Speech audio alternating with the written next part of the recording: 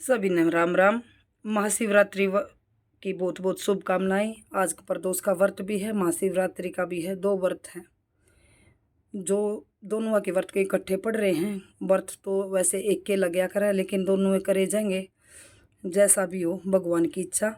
बोलो शिव शंकर भगवान की जय हो। महाशिवरात्रि के व्रत की कथा है, कैसी लगी बताइए। बोलो शिव शंकर भगवान की जय, गौरी शंकर की जय हो। प्राचीन समय में एक निषाद बहेलिया था जो नित्य प्रतिदिन बेनिस अपराधों जानवरों को मार कर खाया करता था और अपना परिवार का पालन पोषण किया करता था। एक बार पूरे जंगल में विचरण करने पर भी जब उसे कोई शिकार न मिला तो उसने भाई भूख से व्याकुल होकर एक तालाब के किनारे पर जा बैठा। उसी स्थान पर एक बेल पत्र का पेड़ था और उस बेलपत्र के नीचे शिवलिंग स्थापित था। बहेलिये ने उसी वृक्ष की शाखा पर चढ़कर अपने आवास सतली बनाने के लिए बेलपत्रों को तोड़ते हुए शिवलिंग को ढक दिया। दिन भर की भूख से व्याकुल उस बहेलिये का एक प्रकार से शिवरात्रि का व्रत पूरा हो गया। कुछ रात बीत जाने पर एक गर्भवती हिरणी उधर छलांगे मारती हुई आ रही थी।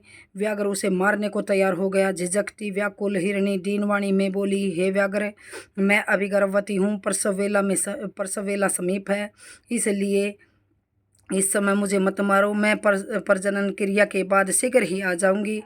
बहेलिया उसकी बातों को मान गया। थोड़ी रात व्यतीत होने पर एक दूसरी मुर्गी उस स्थान पर आई। बहेलिये के निशाना साधते ही उस मुर्गी ने भी निवेदन किया कि मैं अभी ऋतु क्रिया से निवृत्त सकामा हूँ, इसलिए मुझे पति समागम करने दीजिए, मारिए नहीं। मैं मिलने के बाद स्वयं तुम्हारे पास आ जाऊंगी। बहेलिये ने उसकी भी बात को स्वीकार कर लिया। रात्रि की तीसरी वेला में एक तीसरी हिरणी छोटे छोटे बच्चों को अपने साथ लेकर जलाशय में पानी पीने आई।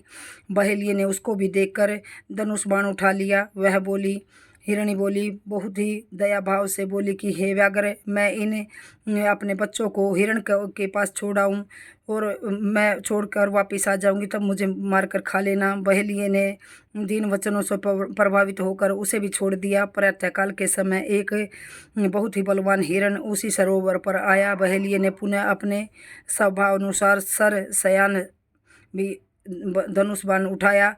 यह क्रिया देखते ही हिरण व्याघ्र ने प्रार्थना करने लगा कि हे व्याघ्रराज, मुझे पूर्व आने वाली 3 हिरणियों को तुमने मारा। जो इससे पहले जो 3 हिरणी आई थी, क्या तुमने उनको मारा है? तो मैं भी उनका सहचर हूँ।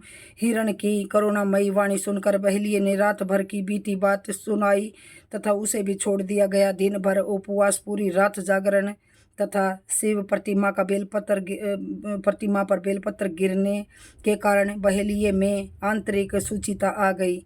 उसका मन निर्दयता से कोमलता में ऐसा बदल गया कि हिरण परिवार को लौटने पर भी न मारने का निश्चय कर लिया। मैं सारी रात जिस तरह बेलपत्र पर बैठा रहा वृक्ष पर और बेलपत्र गिरते रहे, सारी रात जागरण भी हो गया, व्रत भी हो गया, भगवान शिव की पूजा भी होगी। उसी कारण उसका मन बदल गया, जिसके कारण उसमें दया भाव उत्पन्न हो गया। शंकर के प्रभाव से उसका हृदय इतना पवित्र और सरल हो गया कि वह पूर्ण अहिंसावादी बन गया। उधर हिरणियों से मिलने के पश्चात हिरण ने बहेलिये के पास आकर अपनी सत्यवादिता का परिचय दिया। उनके सत्याग्रह से प्रभावित होकर व्याघ्र अहिंसा परमो धर्म का पुजारी हो गया। उनकी आंखों में आंसू छलक आए और पूर्वकृत कर्मों पर पश्चाताप करने लगा। इस पर स्वर्गलोक में देवताओं ने व्याघ्र की सराहना की तथा भगवान शंकर ने 2 पुष्प विमान भेजकर बहेलिये तथा मृग परिवार को शिवलोक का अधिकारी बना दिया। शिव शंकर की ऐसी कृपा हुई कि वे स्वर्गलोक के वासी बना दिए। जैसे हे प्रभु, हे भगवान भोलेनाथ, जैसे उस बहेलिये और उसके परिवार पर कृपा की, वैसे ही कहानी कहने वाले, सुनने वाले, सुनाने वाले सब पर अपनी कृपा बनाए रखना। बोलो शिव शंकर भगवान की जय हो, गौरी शंकर की जय हो। हर हर महादेव।